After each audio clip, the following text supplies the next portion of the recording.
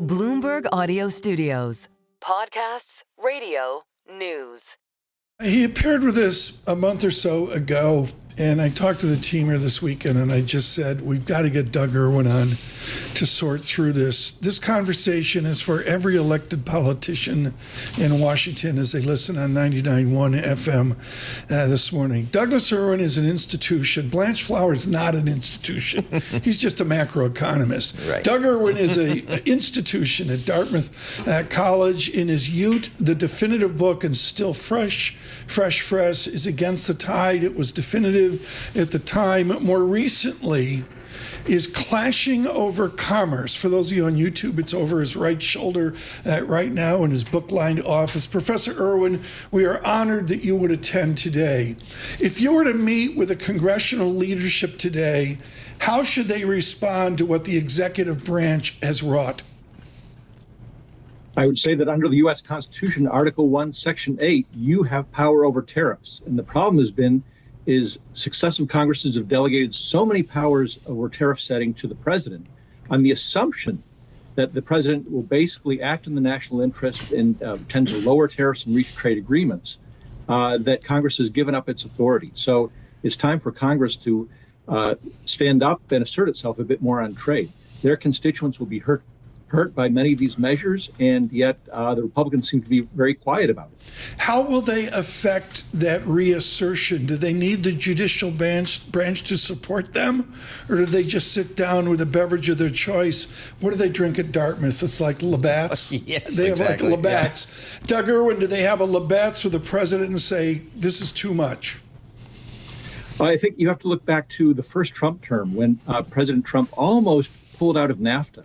And he was convinced by his Secretary of Agriculture and a few congressional allies that that would not be a right move, that he should renegotiate it because they were pointing to the harm that would be done to his voters, farmers in the Midwest, manufacturing firms in the upper Midwest that depend on exports.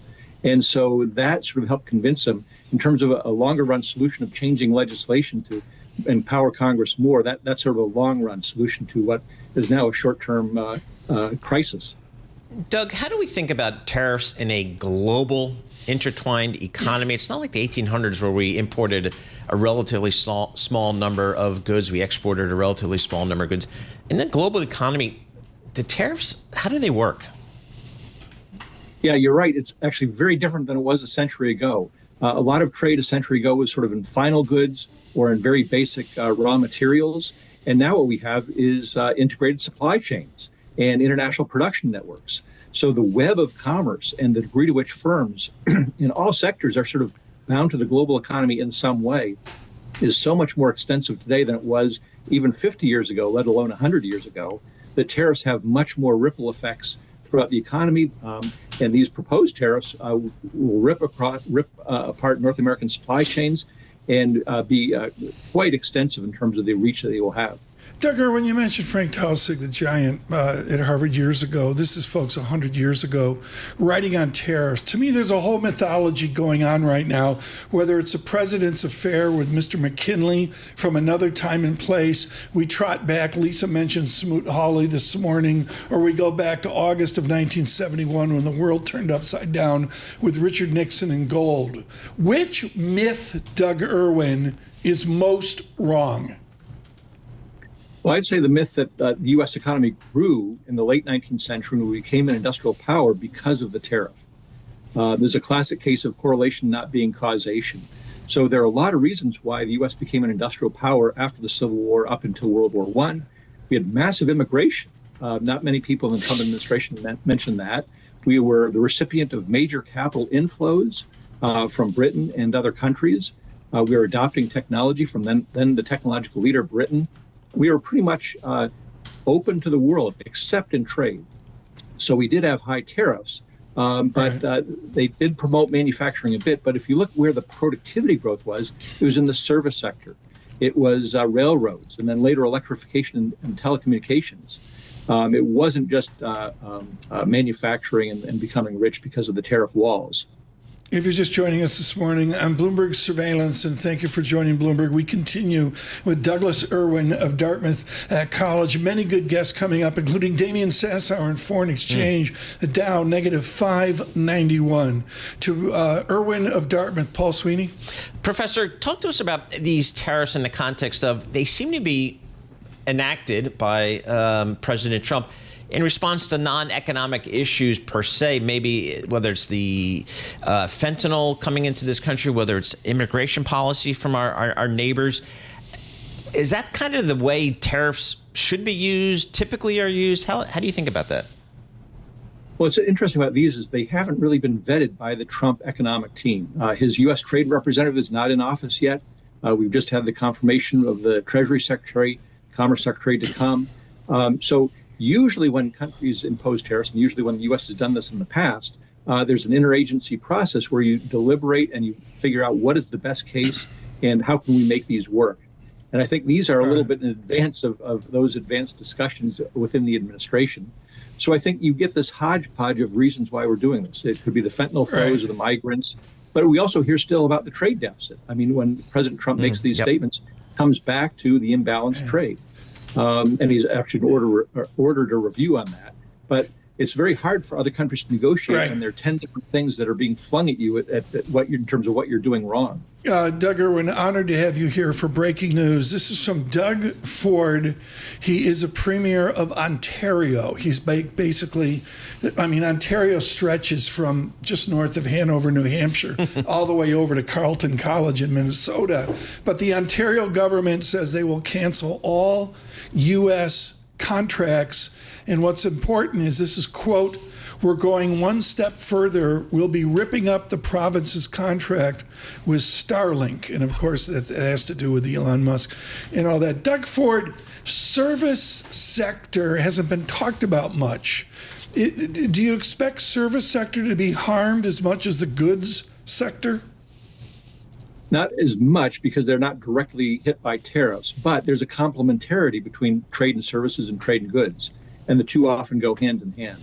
So if you disrupt trade and goods, there's going to be some spillover effects, negative ones, for the service sector as well. Professor, some of the concerns here as it relates to tariffs, just in general, is that they are inflationary in the U.S. economy. How do you think about that? Well, I don't think they don't cause inflation in the sense of a sustained increase in the CPI. They are sort of level effects. So they will increase the level of consumer prices and industrial prices. So that will lead to a bump in measured inflation. It's not clear that the Fed has to respond to that. But what that means is the declining real income and purchasing power of those businesses and households. Right. I mean, just to give you a personal example, which I shared on social media, yesterday I got an email from Irving Oil, which provides us with propane, saying that any tax that's levied on them as they ship propane from Canada to the U.S. will be directly added to the bill that we're facing here in New Hampshire. So even before the tariffs took effect, we're already being warned prices are going to go up. Lighthizer, and it's on my table at home. No trade is free. Robert Lighthizer focused on China. Lighthizer pushed aside in the second Trump administration. Doug Irwin, on a 10% tariff on China, how would you suggest Beijing will respond? Actually, I'm a little bit less worried about China, and I'm a little bit surprised we're going after our allies and ripping up North American supply chains by going after Canada and Mexico. I mean, the big rival to the U.S. and big problem in terms of trade has been China. And yet President Trump has de-emphasized that. So I'm not going to agree with Robert Lighthizer on many things, but to the extent that he's focused mainly on China, I think that's where the administration has to look too. So, Professor, how do you think the governments of Canada and Mexico should respond, will respond? I mean, how deep is this going to go, do you think? How long will this go, do you think? Well, it's very interesting. There's a report that the Prime Minister of Canada, Justin Trudeau, will be speaking with the president today. So I'd say there's a small chance things could get averted, even though I wouldn't be too optimistic about that. But I think they're responding in the way that actually they did, at least Canada did, with the Smoot-Hawley tariff in 1930. That is, not to take it sitting down, to retaliate.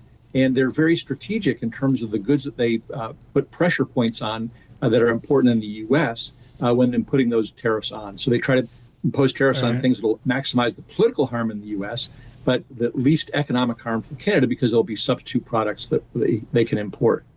Doug, the world stopped for against the tide an intellectual history of free trade 30-some years ago. The final chapter 30-some years ago, page 217, the past and future of free trade.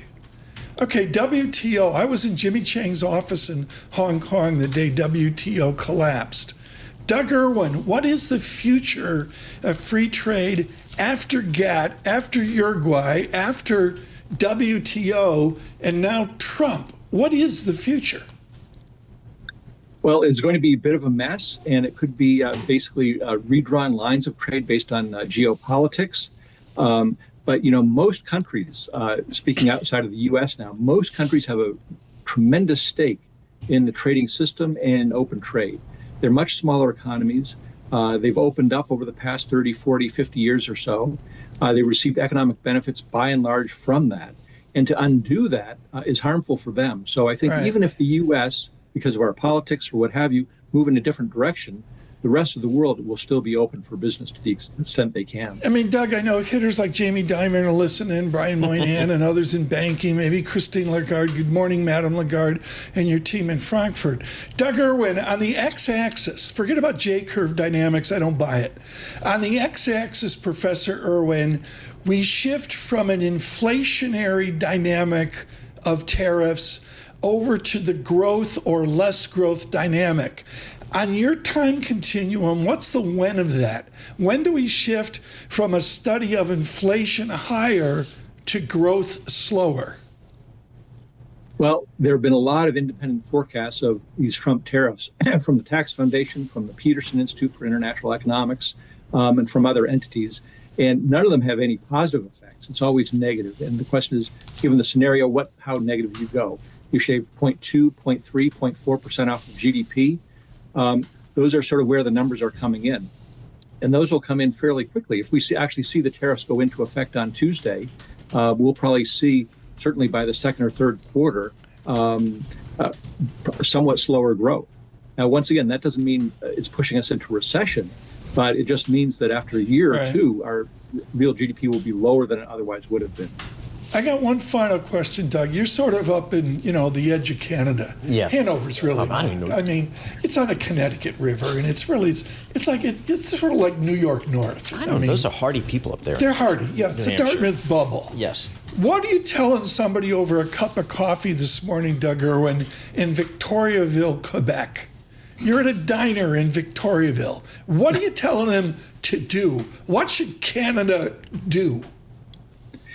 Canada was very savvy during the first Trump term. They made we talked about Congress. We opened our discussion with Congress. They realized that maybe the administration was not going to be very sympathetic, but members of Congress are, because they are much closer to how their constituents will be affected by this.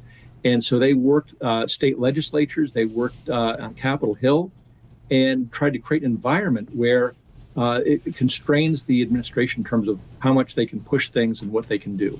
So there may not be much support for Canada in the White House, but there are other pressure points in the business community and in state and legislatures and elsewhere that they can try to contain the damage that will be done to them from these tariffs.